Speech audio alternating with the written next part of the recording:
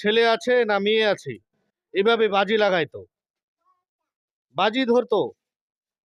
পরিশেষে ওই মহিলাকে, ওই গর্ভবতী মহিলাকে চিৎ করে শোয়ায়ে জীবিত অবস্থায় তার পেট কাটে বাচ্চা বাইর করত, আর তারা হাসি আর তামাশা করত। এবং কি ওই জামানায় মহিলাদের যে প্রতি মাসে একটা রোগ হয়, যেটাকে মাসিক বলি আমরা, এটা হলেই ওই সময় মহিলাদেরকে বাহিরে রাখতো, ঘরের ভিতরে স্থান দিত না, মানে ঘৃণার পাত্র মনে করত। যে আমার বাড়িতে কন্যা সন্তান, এটা নিজেকে লজ্জিত মনে করত। এই জন্য দাহিয়ায়ে কলবি রাদিয়াল্লাহু তাআলা আনহু, একজন সাহাবী, তিনি যখন আল্লাহ রাসূলের দরবারে আসলেন, ইয়া রাসূলুল্লাহ, তার ইসলামের প্রতি আগ্রহ হলো, মুসলমান হবে। ইয়া রাসূলুল্লাহ, আমি ইসলাম গ্রহণ করতে চাই। তো আল্লাহ রাসূল বলছেন, ঠিক আছে, আমার কাছে বায়াত গ্রহণ করো। দাহিয়ায়ে কলবি রাদিয়াল্লাহু তাআলা আনহু হাতটা বাড়াই দিলেন। রাসূল সাল্লাল্লাহু আলাইহি ওয়াসাল্লাম হাত বাড়াইলেন, কিন্তু দাহিয়ায়ে কলবি আবার হাত নিজের দিকে টেনে নিলেন। এইভাবে যখন করলেন, আল্লাহ রাসূল বলছে যে, হে দাহিয়ায়ে কলবি, কি ব্যাপার, তুমি হাত বাড়াইছো বায়াত গ্রহণের জন্য, আবার টেনে নিলে, কি কারণ? তোমাকে আমি জোর করে নিয়ে আসছে নাকি? কিংবা কোনো ভয় পেয়ে গেছো নাকি? কিংবা বাড়ির কারো কথা তোমার মনে পড়ে গেল নাকি? কেন তুমি বায়াত গ্রহণের জন্য হাত আমার কাছে, আমার দিকে বাড়াইলে, আবার নিজের দিকে টেনে নিলে, কি কারণ? তো দাহিয়ায়ে কলবি রাদিয়াল্লাহু তাআলা আনহু চোখের পানি ফেলে দিয়ে বলতেছে, ইয়া রাসূলুল্লাহ, আমি তো আইয়ামে জাহিলিয়াতের মধ্যে এমন এক কাজ করে ফেলছি, এই কাজটা এত জঘন্যতম, এত নিকৃষ্ট কাজ, আমি যদি মুসলমান হই তাহলে কি এই গুনাহকে আল্লাহ মাফ করবে? এত বড় গুনাহ করেছি, এই গুনাহ কি আল্লাহ মাফ করবে? তো আল্লাহ রাসূল বলছেন, কি গুনাহ করেছো তুমি? দাহিয়ায়ে কলবি রাদিয়াল্লাহু তাআলা বলছে যে, আমার স্ত্রীর গর্ভে সন্তান, এই কিছুদিন পর সন্তান হবে, এমত অবস্থায় আমি ব্যবসার নিয়তে চলে গেলাম অন্য দেশে, মুলকে শাম। আর স্ত্রীকে বললাম, যদি ছেলে সন্তান হয় তাহলে তো ভালো কথা, ভালো করে লালন পালন করবে, দেখাশোনা করবে। আর যদি কন্যা সন্তান হয় তাহলে কন্যা সন্তানকে মেরে ফেলবে, নাউজুবিল্লাহ। এইভাবে বলে দিয়ে বাবা চলে গেলেন ব্যবসার নিয়তে মুলকে শাম। ওইখানেই কারণবশত ১ বছর ২ বছর নয়, প্রায় ৭ বছর পর বাড়িতে যখন আসলেন, আসে দেখতেছে বাড়িতে যখন গেটে গেটে ঢুকার সাথে সাথে একটা ফুটফুটে সুন্দর একটি কন্যা সন্তান তার দিকে এগিয়ে আসলো। আর এই অবস্থা দেখে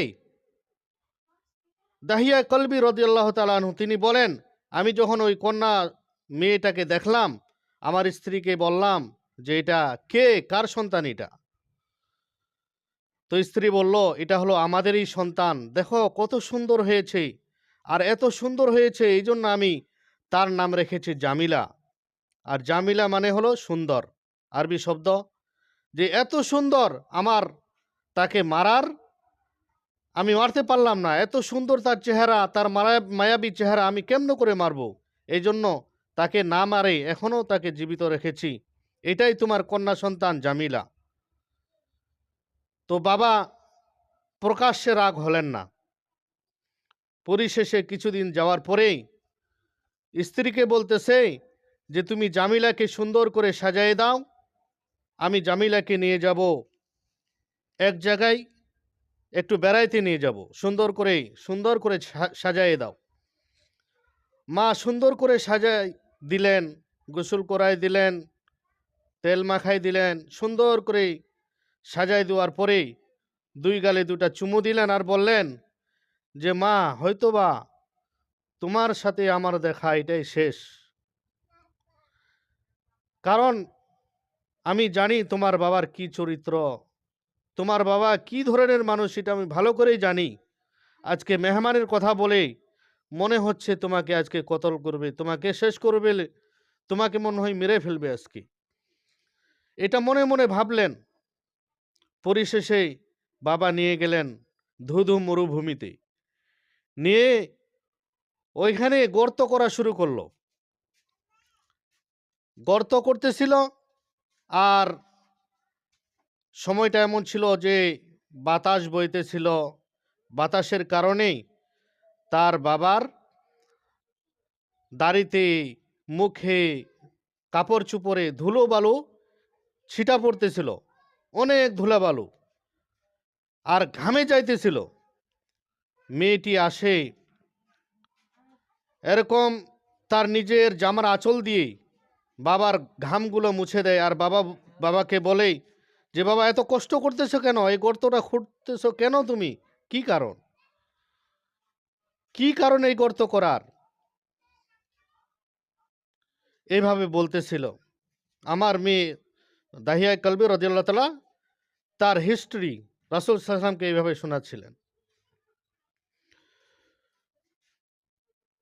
পরিশেষে যখন এক বুক গর্ত করে ফেললাম, আমার মেয়েটা এত আমার সাথে পিরাপিরি করলো, বাবা কেন গর্ত করতেছ, কি কি কারণ? আর আমার মেয়েটা তার নিজের জামার আঁচল দিয়ে আমার চেহারা মুছতেছিল, আমার দাড়ির এবং কাপড় চুপড়ের যে ধুলো বালু এগুলা ঝাড়তেছিল। বাবা তুমি খুব কষ্ট করতেছ, কেন এই গর্তটা করতেছ? যখন এক বুক গর্ত হয়ে গেল, আমার মেয়েকে বললাম দেখো তোমা কত সুন্দর গর্তটা হয়েছে। যখন নিচের দিকে তাকাইলো, আমার মেয়েকে আমি ধাক্কা দিয়ে নিচে ফালাই দিলাম। নিচে ফালাই দিয়ে আমি উপরে মাটি দেওয়া শুরু করলাম। একটা পাথর আমার মেয়ের উপরে আমি চাপা দিলাম। মেয়েটা আমার বারবার বলতেছিল বাবা আমার কি অপরাধ, কেন আমাকে তুমি এইভাবে জীবিত দাফন করতেছো, আমার উপরে মাটি চাপা দিচ্ছ, কি কারণ, আমার অপরাধ কি? বাবা তুমি যদি আমাকে মেয়ে এই পরিচয় দিতে তোমার লজ্জা লাগে, তুমি আমাকে ছেড়ে দাও বাবা, আমি কোনোদিনও তোমাকে বাবা বলবো না। মেয়ে আমার বলতেছিল যে বাবা তোমার বাড়িতে যদি আমি বজা হয়ে যাই, আমাকে যদি তুমি খাওয়াইতে না পারো, তাহলে আমি কথা দিলাম জীবনও আমি তোমার বাড়িতে যাব না। আল্লাহর জমিন অনেক বড়, আমি যেখানে ইচ্ছা সেখানেই চলে যাব, তুমি আমাকে ছেড়ে দাও বাবা, আমাকে মারিও না। এত কাঁদাকাঁদি করতেছিল, তারপরও আমি নিষ্ঠুর হয়ে আমার জীবিত মেয়েকে আমি দাফন করেছি।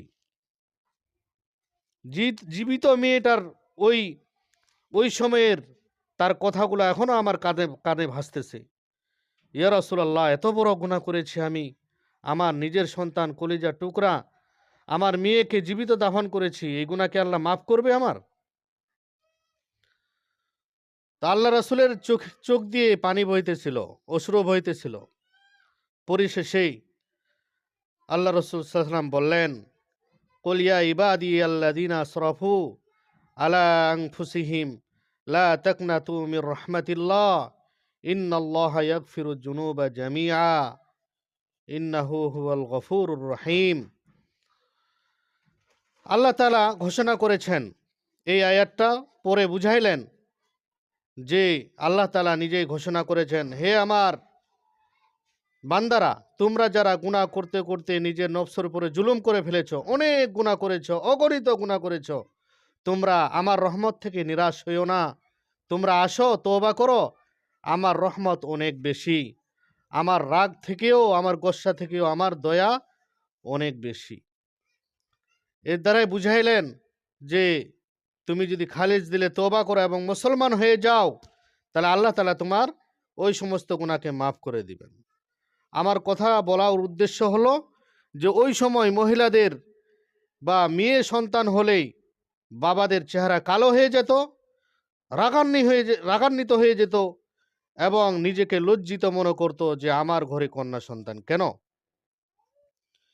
ওই যুগেই, ওই জামানায় যখন রাসূল সাল্লাল্লাহু আলাইহি সাল্লাম পৃথিবীতে আসলেন, রাসূল সাল্লামকে আল্লাহ তাআলা নবুয়ত দান করলেন, তিনি হাদিসে ঘোষণা দিলেন, যে বাড়িতে কন্যা সন্তান হবে, প্রথম কন্যা সন্তান, যে বাড়িতে প্রথম কন্যা সন্তান জন্ম নেবে, আল্লাহ তাআলা ওই বাড়িতে ওই ঘরটাকে রহমত আর বরকত দিয়ে ভরপুর করে দেন। সুবহানাল্লাহ। রাসূল সাল্লাল্লাহু আলাইহি ওয়াসাল্লাম বলেন যে, যে ব্যক্তির 3টি কন্যা সন্তান জন্ম নিল কিংবা 2টি, ভালো করে যত্ন সহকারে লালন পালন করলো, সুশিক্ষায় শিক্ষিতবান করলো, ভালো পাত্রর সাথে বিবাহ দিল, তার জান্নাত আর আমার জান্নাতটা থাকবে একদম পাশাপাশি। মেয়ের দাম ইসলাম আসার পরে রাসূল সাল্লাম এত বাড়াই দিলেন, যাদের একদম দাম ছিল না, ঘৃণার পাত্র মনে করত, অথচ রাসূল সাল্লাম ঘোষণা দিয়ে দিলেন, যখন এক যুবক আসলো, ইয়া রাসূলুল্লাহ, আমি কার খেদমত করব? তো রাসূল সাল্লাম বলছে, তোমার মায়ের খেদমত করো। এরপরে আবার যুবক বললেন, ইয়া রাসূলুল্লাহ, এরপরে কার খেদমত করব? রাসূল সাল্লাম বলছেন, তোমার মার খেদমত করো। এরপরে আবার কিছুক্ষণ করে বলি, ইয়া রাসূলুল্লাহ, এরপরে কার খেদমত করব? রাসূল সাল্লাম বলছেন, তোমার মায়ের খেদমত করো। চতুর্থবার যখন বললেন, ইয়া রাসূলুল্লাহ, কার খেদমত করব? চতুর্থবার বললেন, তোমার বাবার খেদমত করো। তাহলে মায়ের কথা বললেন 3বার, বাবার কথা বললেন 1বার। নারী জাতির, মেয়ে জাতির দাম, মহিলা জাতির দাম আল্লাহ তাআলা বাড়াই দিলেন, আল্লাহ রাসূল বাড়াই দিলেন। আল্লাহ রাসূল বলেছেন যে 3টা জিনিসের মহব্বত আল্লাহ তাআলা আমার অন্তরের মধ্যে দান করেছে। দুনিয়ার মধ্যে 3 জিনিসের মহব্বত আমার অন্তরে দান করেছে। একটা হলো সুগন্ধি, আরেকটা হলো নামাজ, আরেকটা হচ্ছে পরহেজগার দিনদার মহিলা। আর আল্লাহ রাসূল সাল্লাম বলে দিলেন হাদিস পাকের মধ্যে, আদ-দুনিয়া কুল্লুহা মাতা ওয়া খায়রু মাতা'id দুনিয়া আল মারআতুস সালিহা। দুনিয়ার মধ্যে যতগুলো নিয়ামত আছে, যতগুলো জিনিস আছে, সবগুলো আল্লাহ তাআলার নিয়ামত। আর সব থেকে বড় নিয়ামত হচ্ছে একজন নেককার মহিলা। আল্লাহ তাআলা মহিলাদেরকে কত ভালোবাসেন দেখেন। আল্লাহ তাআলা মহিলাদের নামে আলাদা একটা সূরার নাম দিয়ে দিয়েছেন, সূরাতুন নিসা, মহিলাদের সূরা। আল্লাহ তাআলা সূরাতুর রিজাল কোথাও বলেন নাই, সূরাতুর রিজাল নাই, সূরাতুন নিসা আছে, অর্থাৎ মহিলাদের সূরা। তাহলে একটা সূরার নাম করে দিলেন যে মহিলাদের সূরা। আল্লাহ রাসূল সাল্লাল্লাহু আলাইহি সাল্লামের কাছে যখন যুবক আসলেন, ইয়া রাসূলুল্লাহ, জিহাদ এত বড় একটা মহত্বের বিষয়, এত বড় একটা সওয়াবের কারণ, আমি জিহাদ করতে যাব। তো রাসূল সাল্লাম যখন বললেন যে, যুবক, বাড়িতে কে আছে? তো আমার একটা বৃদ্ধা মা আছে। তো তুমি যদি জিহাদ করতে যাও, তোমার বৃদ্ধা মাকে কে দেখবে? কে আছে? আমি ছাড়া কেউ নাই। রাসূল সাল্লাম বলছেন যে, তুমি বাড়িতে চলে যাও, তোমার মার তুমি খেদমত করো, কেননা তোমার মায়ের পায়ের নিচেই তোমার জান্নাত। সুবহানাল্লাহ। এর দ্বারা কি বুঝলেন? যে বাপের পায়ের নিচে জান্নাত এরকম কোনো হাদিসে আসে নাই, মায়ের পায়ের নিচে জান্নাত এরকম হাদিসে রাসূল সাল্লাল্লাহু আলাইহি ওয়াসাল্লাম বলেছেন। তো মহিলাদের দাম কত বাড়াই দিলেন। আমরা এখন কিছু সুশীল সমাজ আছে দুনিয়ার মধ্যেই, এরা নারী নীতিবাদ নামে তারা মহিলাদেরকে মাঠে নামাতে চায়, রাস্তায় নামাতে চায়। তারা বলে যে পুরুষ আর মহিলা সমান অধিকার চাই, নাউজুবিল্লাহ। অথচ আল্লাহ তাআলা বাপের সম্পদ থেকে ছেলেদেরকে 2 ভাগ দিলেন, মেয়েদেরকে 1 ভাগ দিলেন। ছেলেদেরকে 2 ভাগ দিয়েও হিসাবে মেয়েদের থেকে ছেলেরা একটু কম পায়। কেমনে করে একটু বুঝেন। যে ছেলে যখন জন্ম নিল, জন্ম নেওয়ার পর থেকে বালেগ হওয়া পর্যন্ত এই সময়টা বাবার দায়িত্ব, বাবা লালন পালন করবে। কিন্তু যখনই সে প্রাপ্ত বয়স্ক হয়ে গেল, যুবক হয়ে গেল, যখন বালেক হয়ে গেল, এখন বাবা মার তার প্রতি আর কোনো দায়িত্ব নাই। সে নিজের ইনকাম, সে নিজের ভরণপোষণ নিজেকেই করতে হবে। তাহলে বালেক হওয়ার পর থেকে বিবাহ পর্যন্ত নিজেরটা নিজেই করতে হবে একটা খাত। আবার যখন সে বিবাহ করবে, বিবাহ করার পর থেকেই তার স্ত্রীর ভরণ পোষণ, তার স্ত্রীর কাপড় চোপড়, যত কিছু আছে, খাওয়ান দাওয়ান, সব কিছু এই ছেলের উপরেই দায়িত্ব। তাহলে খাত হয়ে গেল দুইটা, একটা নিজের খাত, একটা নিজের স্ত্রীকে পালতে হবে, এটা খাত।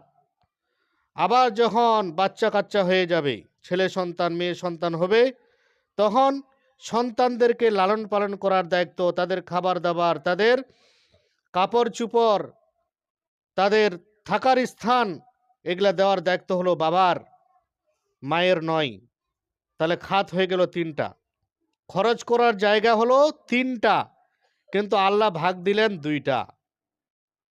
আল্লাহ ভাগ দিলেন দুইটা। আর মেয়েদের খাতিরে আসেন, মেয়েদের ব্যাপারে, মেয়ে জন্ম নিবেই, জন্ম নেওয়ার পর থেকে একবারে বিবাহ পর্যন্ত বাবার দায়িত্ব, আর বিবাহের পর থেকে একেবারে মৃত্যু পর্যন্ত স্বামীর দায়িত্ব।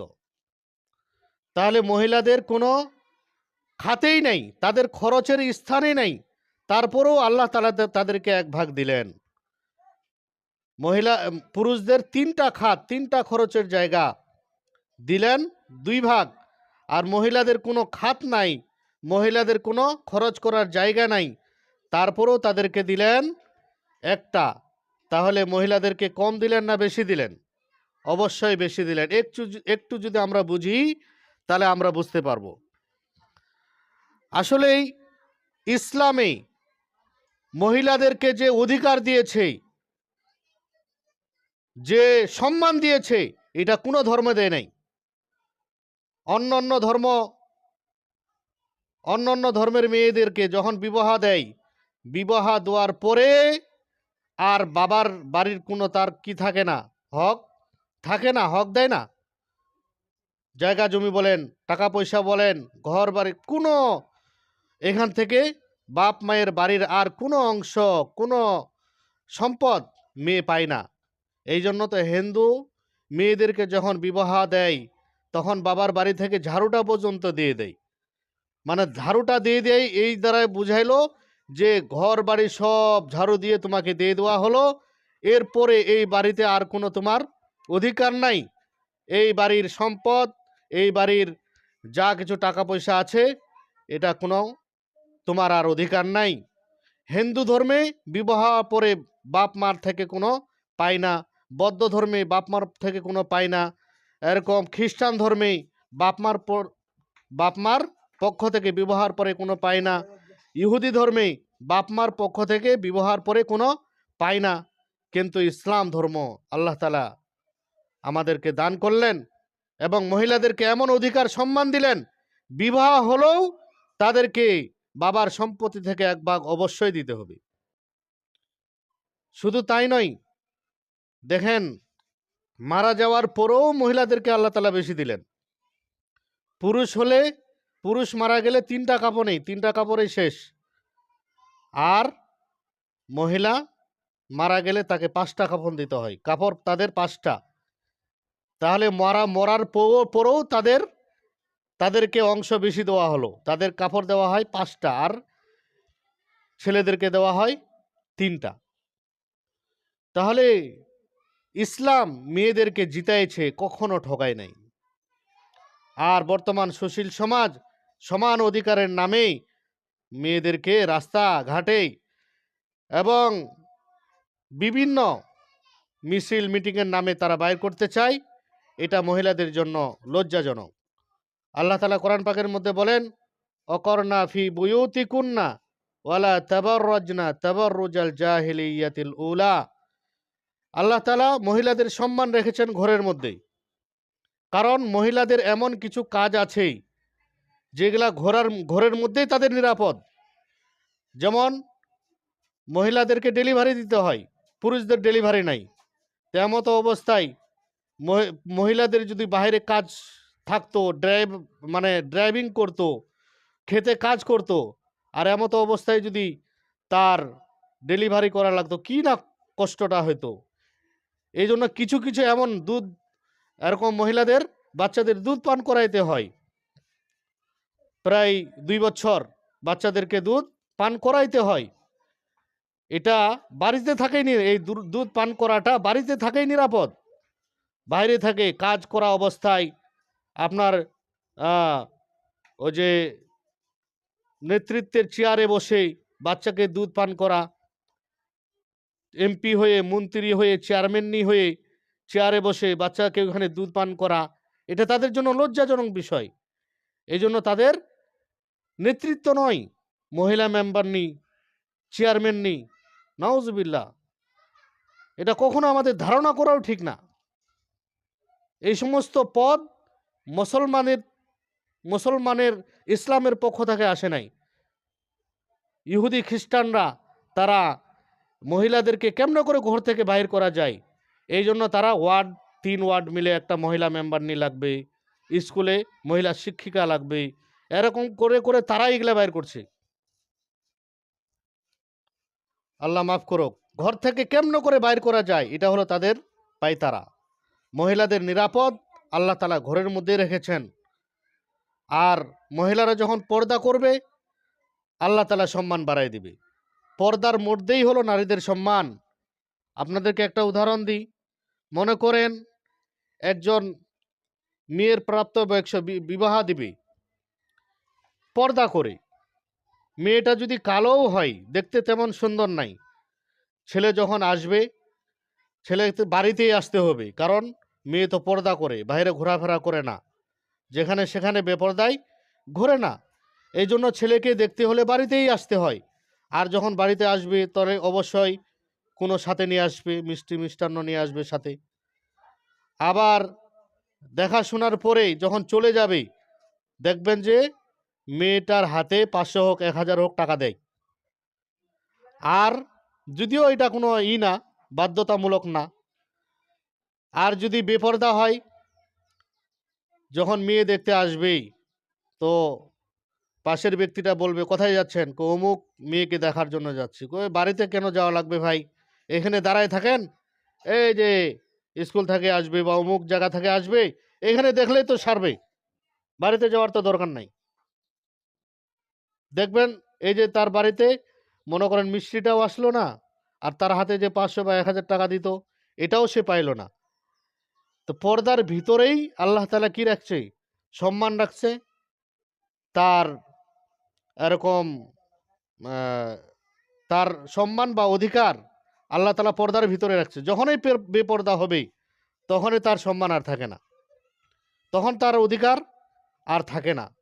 মহিলাদেরকে আল্লাহ তাআলা পর্দার ভিতরেই সম্মান রেখেছেন।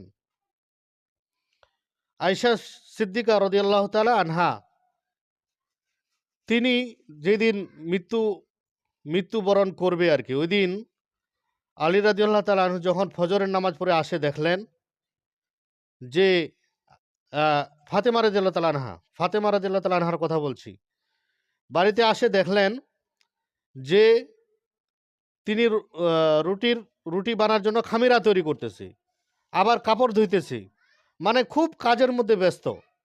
অথচ এর আগে আলী রাদিয়াল্লাহু তাআলা দেখতেন যে ফাতেমা রাদিয়াল্লাহু তাআলা আনহা তিনি ফজরের নামাজ পড়তেন, ফজরের নামাজ পড়ে কোরআন শরীফ তেলাওয়াত করতেন। এরপরে একেবারেই আপনার এশরাকের নামাজ পড়া, যেটা সূর্য একবাস ওঠার পরে পড়তে হয়, এই নামাজ পড়ে তারপর তিনি ওই জায়গা থেকে উঠে কাজকর্ম করতেন। অথচ আজকে দেখতেছে ভিন্নটা। আজকে দেখতেছে কোনো কোরআন শরীফের তেলাওয়াত নাই, আপনার এশরাকের নামাজও নাই, ফজরের নামাজের পরে সাথে সাথে সে কাজকর্মের মধ্যে লিপ্ত। আসে যখন জিজ্ঞাসা করলো যে ফাতেমা, আজকে তোমার অবস্থাটা এরকম কেন? অথচ আমি আসে দেখি ফজরের নামাজ পড়ে তুমি কোরআন শরীফের সাথে মগ্ন, তুমি এশরাকের নামাজের সাথে মগ্ন, কিন্তু আজকে দেখতেছি কাজের সাথে তুমি ব্যস্ত হয়ে গেছো। তো ফাতেমা রাদিয়াল্লাহু তাআলা আনহা কাঁদতেছে, দুই চোখের পানি ফালায় কাঁদতেছে আর বলতেছে, প্রাণের স্বামী, আজকের দেখাটা তোমার সাথে আমার শেষ দেখা। আর মনে হয় আর কোনোদিন তোমার সাথে আমার দেখা হবে না। কেননা আমার বাবাকে আমি রাত্রের বেলা আজকে স্বপ্নে যোগে দেখলাম। আমার বাবা আমাকে বললেন যে, বেটি, তুমি আজকে সেহারি খাবে। রমজান মাসের ছিল, রমজান মাস। সেহারি খাবে তুমি আজকে আলীর সাথে, আর ইফতারি করবে তুমি আমার সাথে। কথাটা বুঝেন? ফাতেমা রাদিয়াল্লাহু তাআলা আনহা বললেন যে, আমার বাবাকে রাত্রে স্বপ্ন যোগে দেখলাম। তিনি বললেন, আমার বাবা আমাকে বললেন যে, সেহারি খাবে তুমি আলীর সাথে, আর ইফতারি করবে তুমি আমি নবীর সাথে, আমার সাথে তুমি ইফতারি করবে। এর দ্বারাই বোঝা গেল যে আজকেই আমার ইন্তেকাল হবে, আমি আর বাঁচব না। যদি কোনো ভুল ত্রুটি করে থাকি তুমি আমাকে ক্ষমা করে দিও। আলী রাদিয়াল্লাহু তাআলা আনহু দুই চোখের পানি ফেলে দিয়ে কান্না শুরু করে দিলেন যে, দোজাহানের বাদশাহ, তার তুমি কলিজার টুকরা, আমার বাড়িতে আসছিলে, তোমাকে আমি তেমন কাপড় চোপড় দিতে পারি নাই, তোমাকে তেমন আমি আদর যত্ন করতে পারি নাই, তোমাকে তেমনভাবে আমি সম্মান দিতে পারি নাই। আমার যদি কোনো ভুল ত্রুটি হয়ে থাকে তুমি ক্ষমা করে দিও। এইভাবে দুজনে কাঁদতেছে। আসলেই তাদের বাড়িতে যেমন ফার্নিচার ছিল না, আলমারি ছিল না, তেমন জিনিসপত্র সোফা সেট ছিল না, কিন্তু স্বামী স্ত্রীর ভালোবাসা দিয়ে ঘরটা ভরপুর ছিল। আর আমাদের এখন সব কিছু আছে, সোফা সেট আছে, আলমারি আছে, ডাইনিং টেবিল আছে, সব কিছু আছে, কিন্তু স্বামী স্ত্রীর মহাব্বত নাই। একে অপরের সাথে ঝগড়া করে, একে অপরের সাথে তর্কাতর্কি করে। আল্লাহ মাফ করুক। তো এইভাবে কান্নাকাটি করতেছে। পরিশেষে ফাতেমা রাদিয়াল্লাহু তাআলা আনহা বললেন যে, প্রাণের স্বামী, আমি তো মাগরিবের আগে আগে ইন্তেকাল করব। আমার আব্বাজান যেহেতু বলেছেন যে আমি ইফতারি করব আব্বার সাথে, তাহলে বোঝা গেল আমি মাগরিবের আগেই আমি ইন্তেকাল করব, মারা যাব। তা আমার লাশের ব্যাপারে কোনো এলান করবে না, এবং আমার লাশটাকে দ্রুত রাত্রের মধ্যে দাফন করে দিবি। কেননা যদি তুমি দেরি করো, সকাল করে ফেলো, তাহলে অনেক মানুষ আসে আমাকে দেখবে। যদিও আমার উপরে কাফন পরা থাকবে, কিন্তু অনুভব করবে যে ফাতেমা এত লম্বা ছিল, তার বডিটা এরকম ছিল। এই যে একটা অনুভব করবে, এটাও আমি সহ্য করতে পারবো না। অতএব তুমি এবং বাড়িকার যে কয়েকজন আছো, তোমরা রাত্রের মধ্যে আমার লাশটাকে দাফন করে দিবে, খুব তাড়াতাড়ি, কেউ যেন আমার লাশকে না দেখে। আল্লাহু আকবার। অথচ এখন মা বোনেরা একটু খেয়াল করেন, কেউ মারা গেলে আমরা দলে দলে যাই দেখতে। পুরুষ মারা গেলে আমরা পুরুষকে দেখি, মহিলা মারা গেলে আমরা পুরুষেরা মহিলাকে দেখে। সম্পূর্ণরূপে হারাম, সম্পূর্ণরূপে হারাম। এরকম জীবিত থাকা অবস্থায় যাদেরকে দেখা জায়েজ আছে, মৃত্যু অবস্থায় তাদেরকে দেখা জায়েজ। আর জীবিত থাকা অবস্থায় যাদের দেখা জায়েজ নাই, হারাম। মৃত্যুর পরে তাদেরকে দেখা জায়েজ নাই, হারাম। এই কথাটা আমরা খেয়াল রাখবো। হ্যাঁ, যদি খুব নিকটতম আত্মীয় হয়, যেতেই হয়, তারে বাড়িওয়ালাদেরকে আমরা সান্ত্বনা দেওয়ার জন্য যাব। লাশ দেখলে সওয়াব আছে, এরকম কোনো হাদিস কোরআনে আমরা পাই নাই যে লাশ দেখলে এতগুলা নেকি আছে, এত সওয়াব আছে, এরকম কোনো হাদিসে আমরা কোনো মাসআলার মধ্যে আমরা পাই নাই। এই জন্য এটাকে সওয়াবের কাম। আমরা অনেক জায়গায় দেখা যায় যে যুবতী মেয়েরা লাশ দেখতে যায় ভালো করে সাজগুজ করে, মেকআপ পরে, তারপর তা আপনি লাশ দেখতে গিয়ে তো আরো হারাম করলেন, আরো গুনাহে কবিরা করলেন আপনি।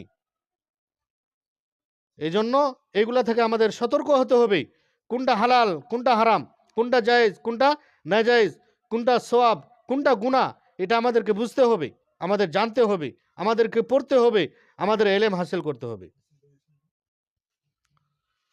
তো দেখেন পর্দার কতটুকুই, যে কাফনের উপরেই আমার লাশটা দেখবে, এতটুকু আমি সহ্য করব না। কে বলেছেন নিজের রাসূল সাল্লামের নিজের কলিজার টুকরা সন্তান মেয়েই ফাতেমা রাদিয়াল্লাহু তাআলা আনহা বলেছেন। এজন্য আর আমরা বেপরদা হয়ে কত জায়গায় ঘুরি, বেপরদা হয়ে আমরা মার্কেট করতে যাই। নাউজুবিল্লাহ। মার্কেট করা এটা ফ্যাশন হয়ে গেছে মহিলাদের জন্য এখন। স্বামী কিনে আনে দিলে ওটা পছন্দ হয় না, বাবা কিনে আনে দিলে ওটা পছন্দ হয় না। বোঝা গেল আপনার ভিতরে কিন্তু আছে। আপনি যদি ভালো মেয়ে হয়ে থাকেন, বাবা যেটা আনে দিবে ওটাই শুকরিয়া আদায় করতে হবে। আপনি যদি ভালো গৃহিণী হয়ে থাকেন, ভালো মহিলা হয়ে থাকেন, তাহলে স্বামী যেটা আনে দিবে ওটাই শুকরিয়া আদায় করবেন। এর মধ্যেই আল্লাহ তাআলা রহমত রেখেছেন, বরকত রেখেছেন, ভালোবাসা রেখেছেন। বলতে হবে মাশাআল্লাহ, স্বামী আপনি নিয়ে আসছেন, খুব সুন্দর, খুব চমৎকার হয়েছে, মাশাআল্লাহ। এইভাবে যখন প্রশংসা করবেন, ওই স্বামীর মনটা ভরে যাবে, আপনার জন্য দোয়া করবে। আর খটা দোয়া ছাড়া এখন বর্তমান এমন মহিলা আছে যে এত দামি, এত পরিশ্রম করে পুরুষটা একটা শাড়ি কিনে নিয়ে আসলো বা একটা আপনার মেক্সির কাপড় নিয়ে আসছে, তুমি একেবারে সারা জীবন কাপড় কিনতে জানো না, অথচ দেখো অমুক ভাই তমুক ভাই তার স্ত্রীর জন্য কাপড় কিনে নিয়ে আসছে, কত সুন্দর, তোমার চোখ নাই মনে হয়। এমন কিছু কথা বলে যে বেচারা এত কষ্ট করে নিয়ে আসলো যে আমার স্ত্রী যখন পাবে সে কত খুশি হবে। তে মনে বড় একটা আশা নিয়ে আসছিল যে খুশি হবে। এখন খুশি তো হইল না, আরো কি করতেছে, তাকে ধমকাইতেছে, আরো কষ্ট দিতেছে, ব্যথা দিতেছে। তো তার প্রতি ভালোবাসা কেমনে করে হবে আর? এজন্য মহিলারা আমরা কখনো মার্কেটে যাব না, আমাদের বাবারা, আমাদের স্বামীরা যা আনে দিবে সেটা গ্রহণ করব, শুকরিয়া আদায় করব। এর মধ্যে খায়র ও বরকত রেখেছেন। বেপরদা, আরেকটা কথা মনে রাখবেন, মহিলাদের কণ্ঠ কণ্ঠ শব্দ এটাও পর্দা, এটাও পর্দা। আপনার কণ্ঠ, আপনার কথা যেন পরপুরুষ না শুনে। অনেক সময় এরকম দেখা যায় যে এক বাচ্চা বাড়িতে নাই, মনে করেন আব্দুল্লাহ ছেলেটার নাম, বাড়িতে নাই, তার দরকার, তো আব্দুল্লাহ রে বলে এমন চিল্লান দেয় যে আশেপাশে 3-4 বাড়ি সব পুরুষগুলা শুনতে পায়। এই যে কণ্ঠ দিয়ে আপনি ডাকলেন, করলেন, এটা কণ্ঠের আপনি কি করলেন, বেপরদা করলেন। কারণ আপনার কণ্ঠটা, আপনার শব্দটাও পর্দা। এমনভাবে চলতে হবে যে আপনার শব্দটা, আপনার কণ্ঠ পরপুরুষের কানে যেন না যায়। মহিলা মা বোনেরা, আপনারা যে কাপড় কাচান, কাপড় কাচান, কাপড় ধুয়ে দেন, এই কাপড় কোথায় শুকাইতে দিতে হবে? আমরা অনেক মা বোনেরা আছে রাস্তার পাশে বাঁশ টাঙে ওইখানে তাদের পায়জামা, সালোয়ার কামিজ ওইখানে শুকাইতে দেয়। নাউজুবিল্লাহ। এটা হবে না। মহিলারা যেমন তার শরীরটা পর্দা, তেমন তার কাপড়গুলোকেও পর্দা করে রাখতে হবে। ঘরের ভিতরেই কিংবা ঘরের আঙিনার মধ্যে আপনারা রশি টাঙাবেন, বাঁশ টাঙাবেন, ওইখানে শুকাতে দিবেন। বাহিরে আমরা যেটাকে ছুনার বলি, তারপর আপনার রাস্তার পাশেই এমন জায়গায় আপনারা কাপড় শুকাতে দিবেন না যেখানে পরপুরুষেরা দেখবে, এটা গুনাহ হবে। আর একটা দেখেন, মহিলাদের চুল অনেক দোকানদার এখন আসে, মহিলাদের চুল কিনে নেই, সম্পূর্ণরূপে হারাম। মহিলাদের চুল জীবিত থাকা অবস্থায় যেমন কেউ দেখতে পারবে না, মানে তার মাথা থাকা অবস্থায়, তেরকম মাথা থেকে যখন মাথা আছড়াইলেন, মাথা থেকে যখন ভিন্ন হয়ে গেল, চুলটা আলাদা হয়ে গেল, এই চুলটাকেও পর্দা করে রাখতে হবে আপনার। এই চুল কিছু জমা করে মাটির নিচে গাড়ে দিবেন। এটা যদি আপনি বিক্রি করেন কিংবা পরপুরুষ দেখে, এটাও বেপরদা হয়ে গেল, এটাও হারাম। যদি আপনি এই চুল বিক্রি করেন, একেবারে সম্পূর্ণরূপে হারাম, কবিরা গুনাহ। এই কথাগুলো আমাদের খেয়াল রাখতে হবে। আর সর্বোপরি কথা হলো যে আগে বললাম যে আমরা কোনটা জায়েজ, কোনটা নাজায়েজ, কোনটা হালাল, কোনটা হারাম, কোনটা ভালো মন্দ, এটা শেখার জন্য, এটা জানার জন্য অবশ্যই আমাদেরকে এলমে দিন শিখতে হবে। মা বোনেরা, আমি আর 2-3 মিনিট কথা বলে শেষ করবো ইনশাল্লাহ। বর্তমান সময়ে এমন হয়ে গেছে, স্কুলগুলোতে তো আগেই ঢোল তবলা পাঠাই দিয়েছে, ঢোল তবলা আগেই প্রাইমারি স্কুলে পাঠাই দিয়েছে। আবার কিছুদিন আগে এমন সরকার একটা আইন পাশ করতে চাইছিল যে প্রতিটি প্রাইমারি স্কুলে গান এবং নাচ করার জন্য একটা করে শিক্ষক নিয়োগ দিবে। নাউজুবিল্লাহ। একমাত্র ওলামায়ে কেরাম প্রতিবাদ করার কারণে এটা পারে নাই। কিন্তু ওটা সিরিয়ালে আছে, কখন যে ওই আইনটা পাস করে দেবে ঠিক নাই।